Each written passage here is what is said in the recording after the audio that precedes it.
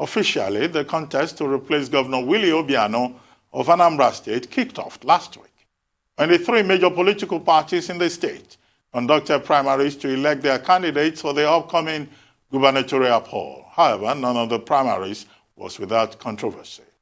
While in APGA, a faction of the party claimed it had disqualified former Central Bank Governor Prof Charles Soludo was later to clinch the ticket of his party.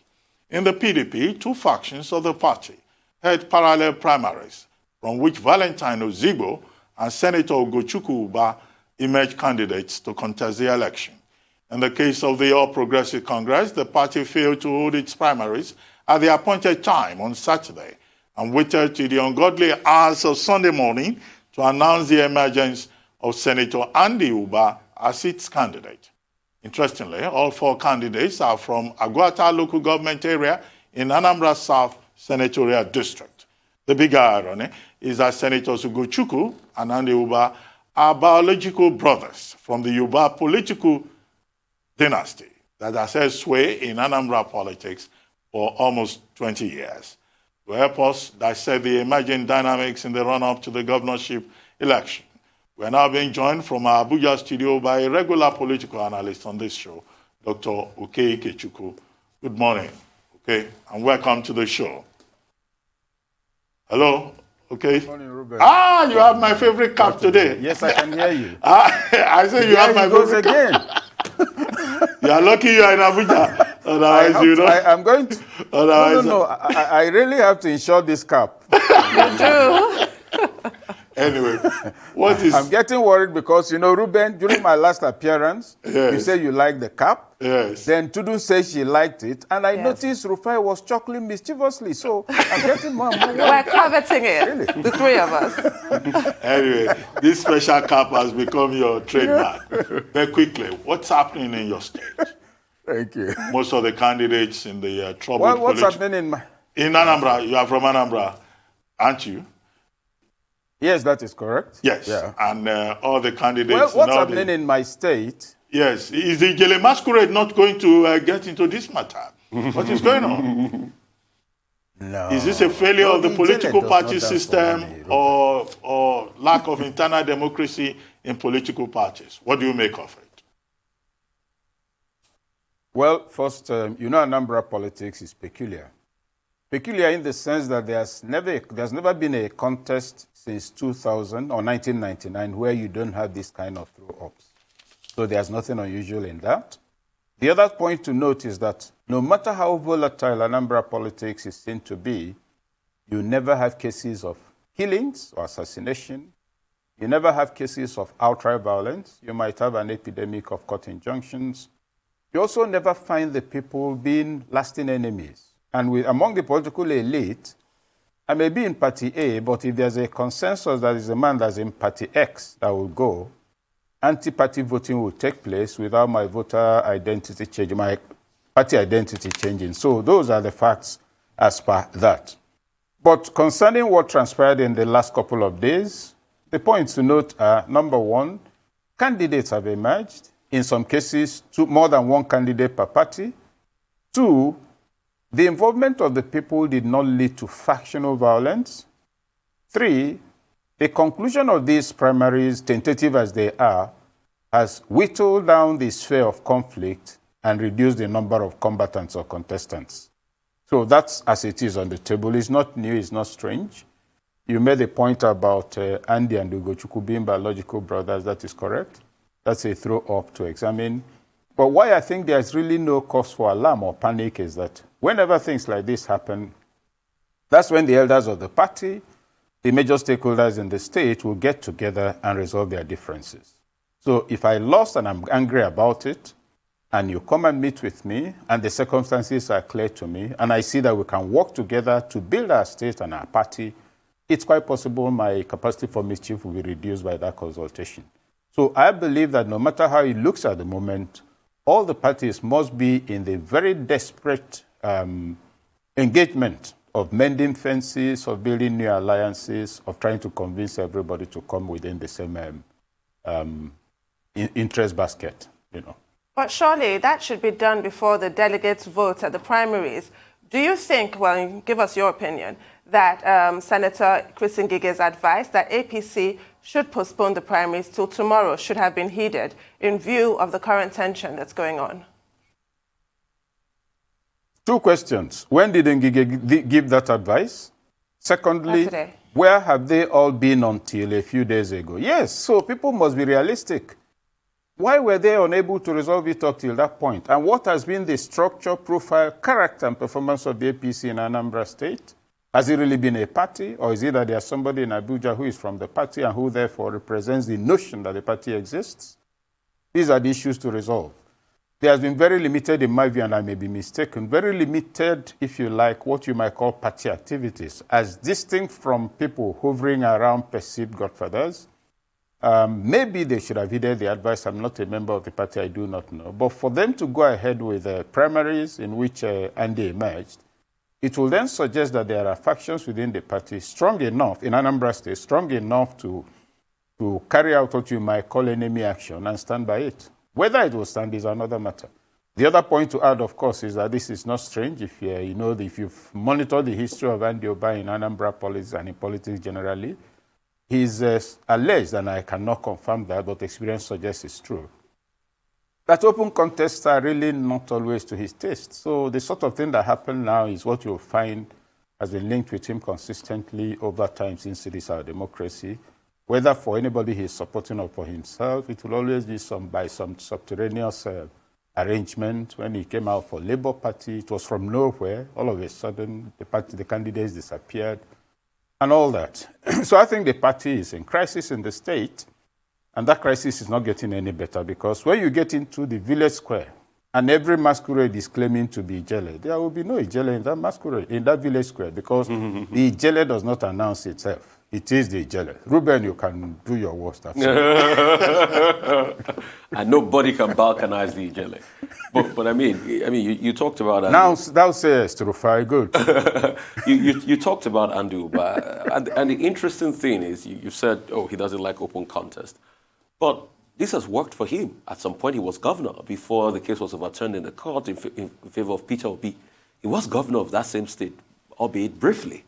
And we can't rule out that fact. For how many minutes? Albeit briefly. I mean, so we can't rule out the fact that he's some sort of a political juggernaut in the state. But for me, I want to talk in the grand scheme of things, this divisions and factions, because all the top political parties, littered with divisions here and there, cases here and there, APGA is not any different. I mean, Professor Charles Soludo came on the show and he was very, very bullish about that, that, oh, it's just phantom cases here and there. But I want you to speak about that too. Well, I'll touch on APGA and go back to what you're saying about Andy. Yes, APGA has its issues. Number one, APGA's strength has declined very conspicuously and precipitously and in the state. But the fact that it's the ruling party makes it impossible for anyone to pretend that APGA does not exist, because its leverage as a sitting government, its capacity for patronage, and also, in all fairness, the determination of the incumbent governor, Obiano, to leave an impression, all of that must be brought into play. But the other thing that must also be brought into play is the fact that those who have left the party also left with some of their followers. Those who have also been raising strategic issues about the survival and survivability of the party have a point there, in that they argue that, yes, Anambra is APGA, they say this is our own, but what is the relevance, capacity, and the reckoning of APGA outside Anambra State, not to talk about the federal level? And to that extent, you have people who are telling themselves that we've had enough of this APGA and cockroach business. We are doing what you might call incestuous power-mongering here. Nigeria is moving on without us. And then there's a further suspicion that some of the major actors in the party are likely to jump ship. So all of those are in the mix. Then Soludo emerges, understandably, among the contestants, with all due respect to all of them. I think they should see it as good for them that their candidate is Soludo. Soludo has been a serial contestant across several party platforms. But the question would be, Anambra is a game for big boys and big girls. If Soludo could not find accommodation in PDP and went away, what does that say about his profile? If he's gotten the ticket of APGA, how does that rub on those who have been in APGA for a long time and who think he's taking it from them?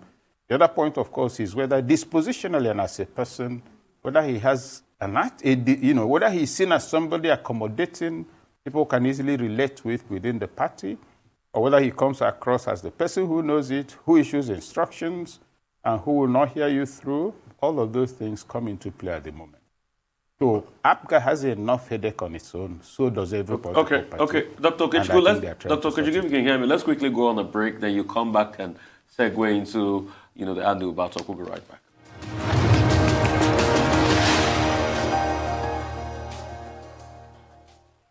All right, welcome back. We still have Dr. Ikechukwu on the show. We're talking about everything Anambra politics this morning. So, Dr. Ikechukwu, you've talked about APGA, the cockcrow at dawn currently happening in APGA, no pun intended, and now we're moving back to Andy Uba.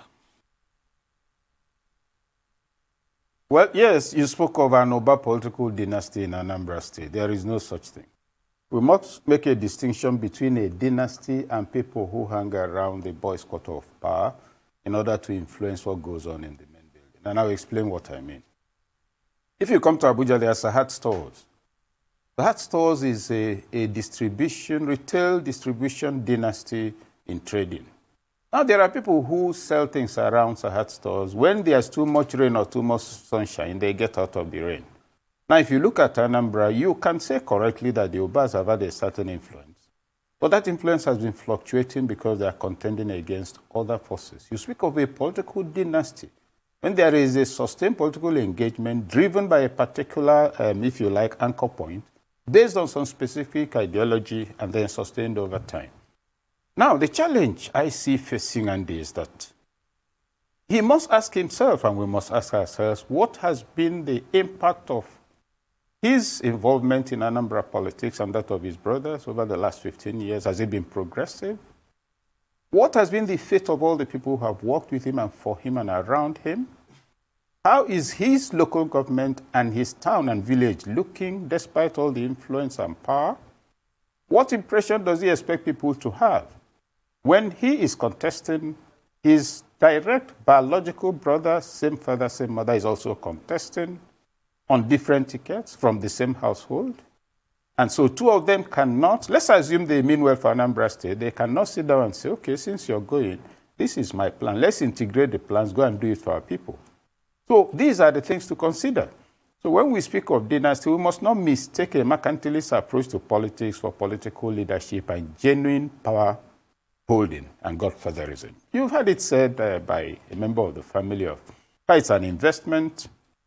You make your investment, you recover it. Even those schools had to be shut down for 1 year under Mbadinuju. Even though a governor was nearly killed, Ngige as governor, yes, we put you there. Who took Ngige to go and take oath in Okey? What was it that happened at that time? And if you may recall, I think, Ruben, you recall that when that incident happened, 9:15 p.m., I went live on NTA into the ongoing network news to speak about Ngige. And then Ediro, fortunately, also put it on FRCN. That's from what I gather was what saved his life. And so let us not pretend that there was no yesterday, and let us not pretend that the world began or that we are small children. No, there's a lot to worry about, very seriously, and I will mention 2 instances. Sometime, now I can't remember the year, but Peter was governor, and he brought a case against Peter to the Anambra State Public Officers and Elders Forum. I was then Secretary General. Okey, the then Chairman of Police Service Commission, was chairman. But at the end of the conversation and everything, there was only one thing hanging on the table. Even though Andy may be saying some things that are believable, one, Peter had a better case. Secondly, can you really go ahead, given a number of other things? So these are the things to worry about. The politics of ticket getting is different from the politics of winning. Announcement about your profile is different from people's perception of you. And so this contest is not just about, oh, I've been around. There's also the question, you've been around as what? So those are some of the things to consider. I recall, for instance, 2003, there was also an attempt to make Ugochukwu, the other brother, who now emerged as candidate, the Senate president. I say so because I was invited to a meeting at Russell Street conversations went on. I looked at Ugochukwu's CV, fantastic. And I told them, yes, this is the kind of person that would be ideal. But there are two problems. There are announcements and bragging all over the place that all the Southeast legislators and governors were put in place by so and so. So I think that being that you're the less visible, less volatile brother who is now in the Senate, I don't think you should go for Senate presidency in case the anger of Anambra people comes so it doesn't hit at you and all of that. Now, bringing all of that together, does Andy have a right to contest for governorship? Yes. He's a Nigerian citizen. He's an Anambra citizen. He may have made his mistakes. He has a right to correct them. So he has emerged. Now the people's verdict will determine whether he will be governor. Beyond that, I have nothing personal, no opinion on that, except that we should avoid hysteria and work with a sense of history in assessing each of the candidates and to wish them well. Because if they didn't think they could win, if they didn't have any plans for Anambra State, I don't think they will contest. But to speak of a political dynasty, no. That is elevating a joke to the point of a church sermon, no. Political dynasties have profile, have structure, have pedigree and integrity. That's different from political, if you like, bush burning. So whatever runs out, you kill it and carry it. That's a different thing. That's a lot of that has been going on in Anambra State. That's not the same as maintaining a political dynasty. Yes, okay. For the past few minutes, we've been talking about elite issues in Anambra State. And there is a major election, November 6, 2021. Where do we figure in the people of Anambra themselves in terms of their interests, in terms of what they need, in terms of what those who are fighting tooth and nail to take over government after the incumbent governor leaves, what should be their interests? What should the stakeholders be focusing on? Well, the stakeholders, the Anambra person is basically self-driven in terms of looking for means of livelihood. That's why you find that begging is anathema. There's something wrong when you are offering too much of. And that's something, yes, I need to mention that many of the candidates, or some of them got it wrong. Before the primaries, they were advertising their philanthropic efforts, how they built this, how they get these people bags of rice. People will just laugh and say, does he think we are cripples? What each of the candidates need to be thinking of is, how do I keep Anambra within the 21st century and push it further? What needs to happen? Roads to the darkest parts of Anambra need to be reactivated again. Peter Obi built them up till, I think, what's that place now? Not Anam. I don't remember the name of the village. They've not had a bridge from which they could come out since Adam and Eve left the garden. He rescued the place, and so the people could move their goods, of which there are plenty, to the market without the thing rotting. So restoration of the network, reinforcement of security, and then creating an environment where people can do business. Then focus on the youth. Let them do what has been done before successfully. It's not enough to speak in Okey, to make speeches on radio and television and to do advertisements. No. And I speak from experience in that I've had cause to engage at the community level. What I did was to make sure I got 20 youths from every ward in Anambra State. And that's after meeting with all the, all the town union presidents, in addition to the Federation of Town Union Presidents, all the traditional rulers. Leaders must come across as convincing. It's not enough that the one in Ekusigo local government or Njikoka local government, you give me money, okay, go and organize your people. It is demobilization of political consciousness. I'll then go hire buses, pay people 300 or 500 naira for a rally. Ordinarily, people who come for rallies are convinced party members. It may be difficult to reenact all of that in a hurry, but you see, when you come across as real, people relate to you as real. Commodore Jakada retired. I recall when they visited the state, I think then, Peter was governor, yes. You know, they had taken a team from the National Institute for Policy and Strategic Studies, and he said, they were going to the market, and some of the participants on the program were frightened. He said, market, governor, how are we going to? He said, am I not their governor? If they throw stones at me, it means I've been doing something bad. So let us go. They were all jittery, and they went through Onitsha market everywhere. That didn't happen. Governors must become real. Kayode did it, not only Peter. Kayode did it in a Kitty State in his first term. He refused to go around with all the noise. People complained, and he said, I am one of them, I'm their son.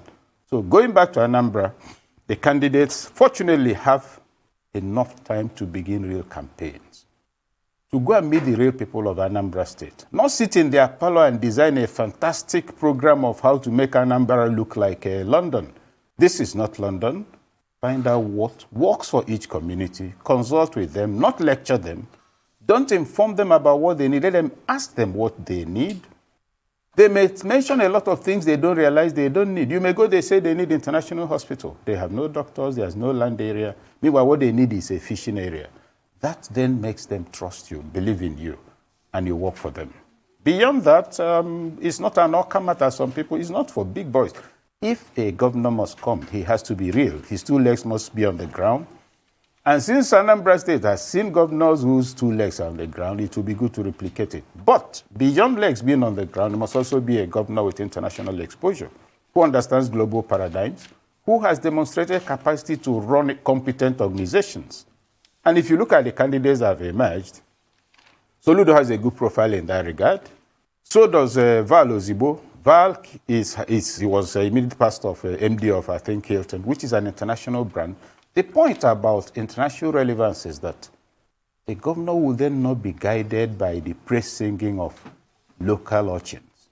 He will know that a governor has his equivalent in London, in Switzerland, and that there are things governors do, and that the point is to take your state to where the rest of the world is.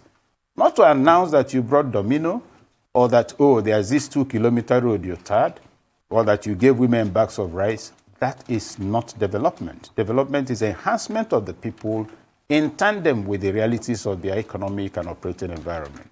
That's what I think Anambra people deserve, and that's what I think the candidates should be aspiring to deliver.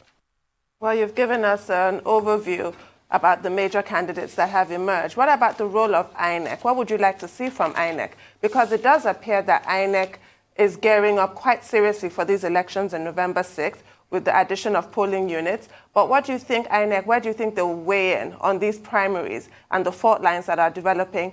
And on the actual day, can INEC deliver? Well, I expect that INEC should be able to deliver. It has enough time to prepare. Even if all the INEC facilities in the states have been destroyed as we speak, it has enough time to restore all of them, rejig the personnel, and get set for the elections. Now, in terms of the emerging controversies, court injunctions, and the rest of it, INEC has the role of a regulator. INEC is not a member of any political party. INEC has the duty to comply with all lawful orders. And so it's for the parties to sort out their housekeeping issues and then report back to INEC. How I think the parties might help themselves in this regard is to find out the competing interests at the moment. If there's somebody who is complaining, okay, I contested, the rules were changed, meanwhile I had spent a lot of money. If I hadn't spent the money, I wouldn't have been feeling so bad. So now I've spent it, I'm a bit hard up, and you can't expect me to keep quiet. Find out the budget. If indeed the rules were changed midway, and you discover that there are compensations or some understanding that might lead to the possibility of moving forward, sort it out. Now, if these parties continue with the apparent disagreements that we are seeing in the air, you might have disgruntled party members who will carry out anti-party activities. You recall in the last election, without shifting sides, people moved from one party to vote against another party without still carrying their party ID cards in Bayelsa State. So I think the parties should resolve the internal thing. Val Ozigbo of PDP made a very good acceptance speech when he said he called on his colleagues to join him.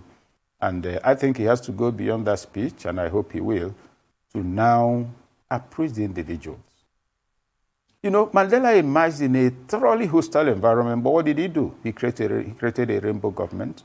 You don't bring in people for whom it is a business. You find something else for them to do. You know, Anambra must now return to a state where it will be faithful to its, what do you call it, the payoff line, light of the nation. Okay, what's that? Resolve your differences. What's that popular phrase again? It shall Sorry? be well with Anambra. Okay. And we hope indeed that it will be well with Anambra. But let's take a short break. When we come back, we'll continue with you. Please stay with us. Don't go away. We'll be right back.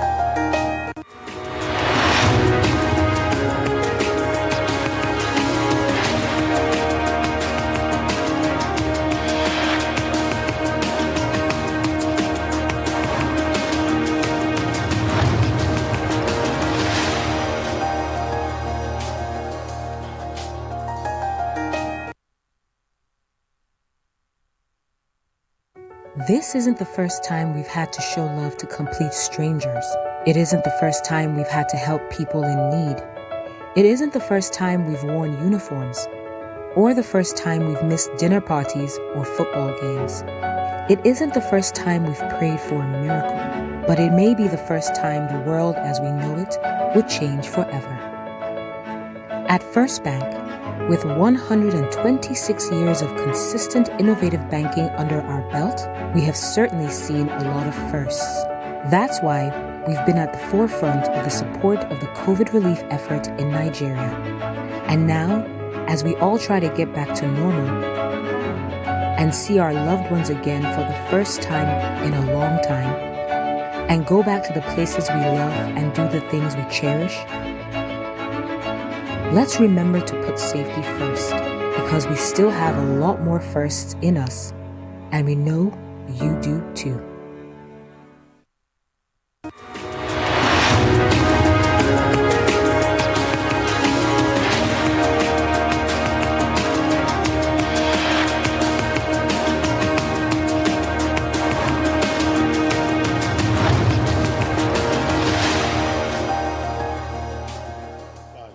Ask the next question.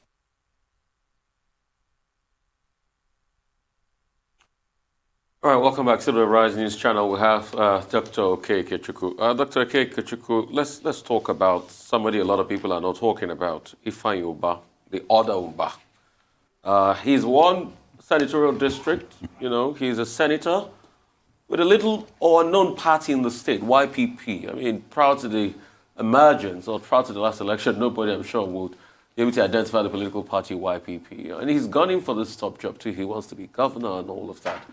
I mean, we know Uba's, Ifeanyi Uba's, you know, factor in Anambra politics and all of that. Is he going to punch above his weight this time? Will this be his time? Or will it be a spoiler? What is it about Ifeanyi Uba? Well, Ifeanyi clearly will not go into the contest just in order to be noticed. He will go in order to become governor. That's one thing you must note about him. Whether he will succeed is another matter. It all depends on the alliance of forces around him. And you can take this to the bank. He's not relying on his own strength alone. There are some backup he's hoping will be there. And also don't forget that he has a lot of youth reach and activities and programs. Where he is well managed, he may become a strong force. The only thing is that if the campaign is really properly structured by all the candidates, and the campaign is issues-driven, and the candidates are presented to the people of Anambra State, comparative analysis of, look, this is what this person is, this has been his history in government, in public service, in business, this is why I think he will be governor. If that kind of thing is done, then it might enable the people make informed choices. But if he follows the old pattern of Anambra politics of you deliver your area, I deliver my area, we might be surprised that some people could load up anybody with money and the person will emerge as governor, which is not what we are hoping for.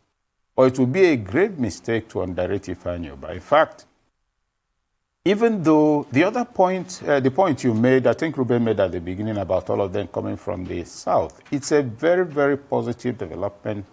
It doesn't suggest division or balkanization in the state.